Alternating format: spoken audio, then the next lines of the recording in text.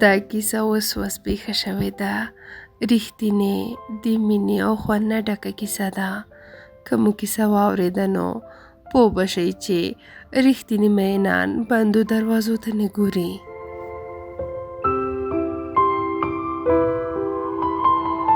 ژمی په ختمېدو و. په ننګرهار ښار کې یخني په کمېدو وه. زه د ننګرهار پوهنتون محصل وم. دلته زما لومړی سمستر ختم شوی و. په طب پوهنځي کې مې زده کړې کولې. تر دې یو څه وخت مخکې مې کور ته زنګ وهلی و. مور ته مې دا خوشخبري اورولې وه چې 3 نمره راغلی یم. هغه ډېره خوشحاله وه او دعاګانې یې راته کولې. ویل یې زویه که زما په دعا کیږي الله تعالی دې د ټولې نړۍ بادشاه کړه.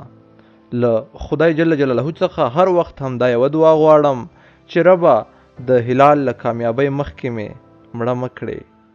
ډېرې نورې خبرې مې هم ورسره وکړې. د موبایل له قطع کېدو سره مې موبایل لا ایښی نه و چې د زینت زنګ راغی. موبایل مې ژر راپورته کړ. السلام علیکم. ډېر وبخه هغه بس اوس به بیا بهانې کوي چې مور ته مې زنګ وهلی و. زه دا 1 ساعت نه کوښښ کوم چې اړیکه در سره ټینګه شي. غم دې را سره و چې امتحانونه دې څنګه شول. ګرانې تا ته ښه معلومات دي چې زه د مور نه بغیر بل چا سره خبرې نه کوم. په خپله دې وار زما موبایل لټولی دی. داسې د شک نه ډکه مینه ولاکه خوند وکړي. ولې زه په تا د غوسې حق نه لرم؟ تا ته به اوس دا هم نه وایم چې ما ډېره ځنډوې. نه داسې نه ده. ته خو تر ما مشره یې. د هر څه حق لرې. ښه سمه ده. دا راته ووایه چې امتحانونه دې څنګه شول او څه وخت په خیر لاهور ته راځې؟ امتحانونه خو شکر ختم شول. خو یوه خبره ده له تا ویرېږم. داسې نه وي چې راته غوسه شي. اصلا ما ډېر کوښښ وکړ خو د ښوونځي په ډول دلته اول نمره نه شوم او نمره مې کمه راغلې ده. 3 نمره راغلی یم. څه ما تا ته نه ویلي که اول نمره رانغلې در سره خبرې نه کوم. ځه لاړ شه. ځان ته دې بل څوک پیدا کړه. ما سره خبرې ونه کړې. ګوره زینت ته خبره واوره. موبایل یې قطع کړ. وا دا څه لیونۍ نجلۍ ده. نو 3 نمره راتلل خو هم څه داسې بده خبره نه ده. ما څومره خواري وکړه او دې اوس را باندې موبایل قطع کړ. بار مې زنګونه ور ووهل. پورته یې نه کړل. اخر مې میسج کې ورته ولیکل یاره نو 3 نمره خو هم داسې څه وړه خبره نه ده. 94% مې وړې ده. صنفیان مې ډېر تکړه دي. د غوسې سټیکر یې راولېږه. بیا مې ورته ولیکل ګوره خیر دی ما ډېره زیاته خواري وکړه. اوس نو څه وکړم ومې بخه. ښه سمه ده. توبه وباسه. بیا به داسې نه کوې او 2م سمستر کې باید اول راشې. سمه ده انشاءالله ستا منم. بل سمستر کې به تر دې هم زیاته خواري وکړم. سمه ده. مور مې راته غږ کوي. اوس لپاره خدای په امان. وروسته بیا غږیږو.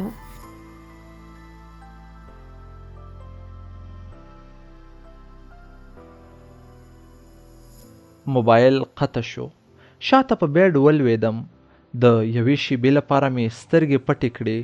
د هغې غوسه، خندا او نازونه مې ذهن ته راغلل. د خندا اوازونه یې زما ذهن بار تر غوږونو رسول.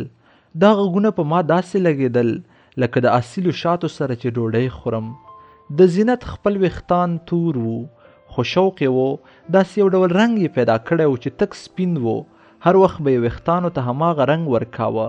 ویښتان یې سپین وو خو د سپینو ویښتانو یې له مخ سره خاص توپیر نه کېده. غومبوري یې غټ وو. نوره باډي یې نری وه. تل به یې د سپینو ویښتانو سره سپینې جامې او سپینه چپنه اچوله. خندا یې د انسانانو په زړونو کې لهرې کولې. په دې شپه مې زړه وشو چې د تورخم په لاره ځان ور واچوم او کور ته ولاړ شم. خو نه 2 ورځې وروسته مو د پوهنتون بدلی شه یا پیسې راوتلې. هغې ته باید په تمه شوی وی ځکه زه هم محصل وم او اړتیاوې مې زیاتې وې. دا 2 ورځې هم ډېرې سختې تېرې شوې خو په آخري ورځ چې ډېر خوشحاله وم بیګونه مې تړل تر څو کور ته ولاړ شم. دا ورځ ثناءالله چې زما د پوهنتون صنفي و خواته مې د مخخې لپاره راغلی و ځکه چې بیا به له رخصتۍ بعد سره ګورو. په دې ورځ یې راته دا هم وویل ولا وروره ټرمپ د امریکا کیسونه تړلي دي. پاکستان د نور د هغو خلکو په سر پیسې هم نه ورکوي کوم چې هلته د کیسونو لپاره پاتې کېدل. د پاکستان حکومت هم اعلان کړی دی چې افغان مهاجرین دې په آرام خپل وطن ته ولاړ شي. موږ دې په سختۍ نه مجبوروي. ما ورته وویل یاره د دې شیانو کیسه کې به نه یې. هغوی ټول عمر همدا خبرې کوي، بیا وروسته هیڅ مشکل هم نه وي. ویې ویل خدای دې دا ځل هم هماغسې کړي. هو یاره کیسه کې مه کېږه، ته دې په خپل ځان پام کوه او ورندارې ته ووایه چې هلال ویل رب دې ستا د خدمتونو بدله درکړي. وروره ستاسې احسانات به زه د قیامت په ورځ هم هیر نه کړم. ثناالله وخندل، بیا یې وویل ورندار هم ورته وایي او بیا د احسان خبره هم کوي. دا خو چې زه په پاکستان کې وای نو تا به هم همداسې کول او دا جامې او خولۍ وینځل نو کله داسې سخت کار دی. ما ته معلومات دی د مسافرۍ ژوند سخت وي وروره، نو ځکه زه نه غواړم چې ته دې د مسافرۍ احساس وکړې. هیله کوم داسې خبرې بیا مه کوه. ومې ویل یاره د مننې حق خو نه لرم.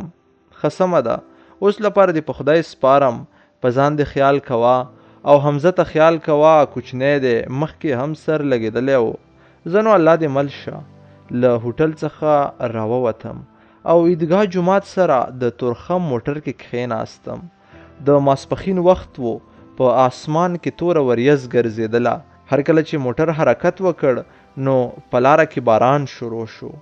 یخني زیاته شوه. له بیگ څخه مې خپل جمپر راوباسه. په بیگ کې مې د پیریانو بادشاه په کتاب سترګې ولګېدې. راپورته مې کړ. په ماسپښین کې تیاره خپره شوه. باران شیبه په شیبه زیاتېده. موټر خپل مزل کاوه. ما د کتاب په لوستلو شروع وکړه. دا کتاب ډیر جذاب و. د کتاب په لوستلو بوخت وم. دا وخت چې مې خیال شو نو تر تورخم را رسېدلی وم. یاد کتاب د سلیمان علیه السلام په اړه لیکل شوی و چې د ډول ډول سرچینو څخه پکې ګټه اخیستل شوې وه. زه په کیسه کې تر دې ځایه ورسېدم چې هر کله یو پیری پکې د سلیمان علیه السلام محل ته داخلیږي. په تورخم کې باران خاص نه و خو ورېځ لا هم وه او سړکونه ټول لامده وو. په دې ورځ خو رش نه و، په اسانه واوړېدو. په باډر کې مې ټاپه ووهله او ځان مې د پېښور هډې ته ورساوه. هلته یو څه کبان پخېدل. دا چې هوا هم مناسبه وه، پیسې مې هم له پوهنتونه اخیستې وې او کبانو ته مې زړه هم کېده. دا په نړۍ کې تر ټولو نیکمرغه شیبه وي. یو څه ګرم کبان مې راواخیستل او د یو ټوډي موټر په مخکنۍ څوکۍ کې کښېناستم. زما شخصا کبان زیات خوښیږي او بیا په سفر کې خو بیخي زیات را باندې ښه لګیږي.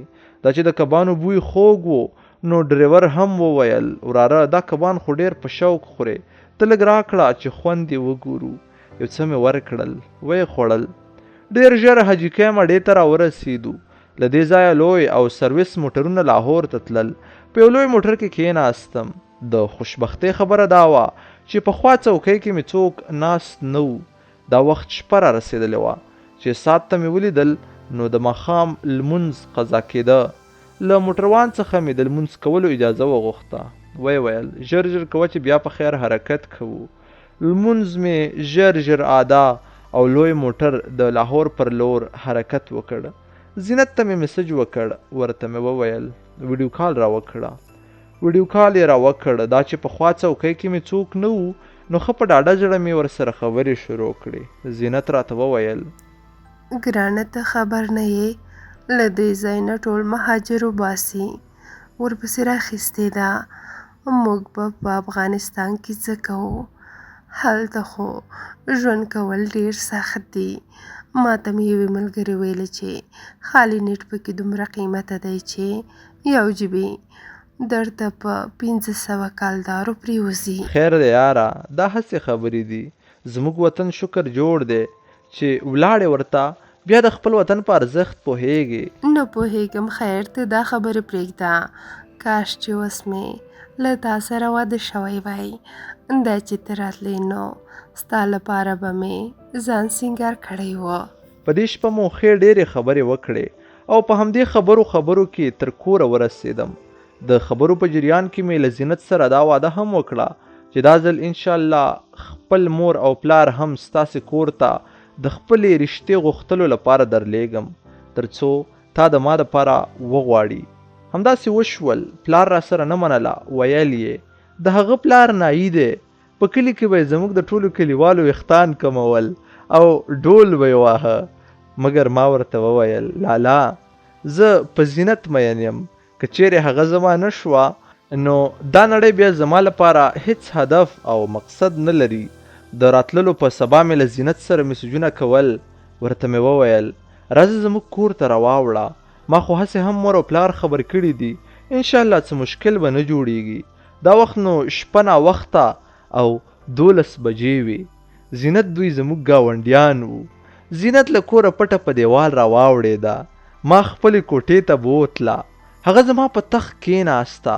زما مخ ته یې له مینې نه په ډک انداز لیدل. د زنې لاندې لاس ایښی و. ومې ویل څه برګ برګ راګورې؟ ولې مخکې دې لیدلی نه وم څه؟ ستا د ښکلو سترګو د لیدو لپاره مې 4 میاشتې صبر کړی دی. یوه لمحه مې هم نه هیر شوی. د لومړۍ برخې پای. د سادات ټي وي ټولو درنو اورېدونکو دغه وه زموږ د نن ورځې د لنډې کیسې لومړۍ برخه. په دې هیله چې خوښه شوې مو وي. تر څو پورې چې زه د بلې برخې لپاره ستاسې درانه حضور ته راځم تر هغې مو په لویه خدای سپارم. هر چیرې چې یاست خوشحاله اوسئ. الله مو مل شه. او دا هم په کمنټ کې ولیکئ چې د دې کیسې 2مه برخه درته نشر کړو او که نه.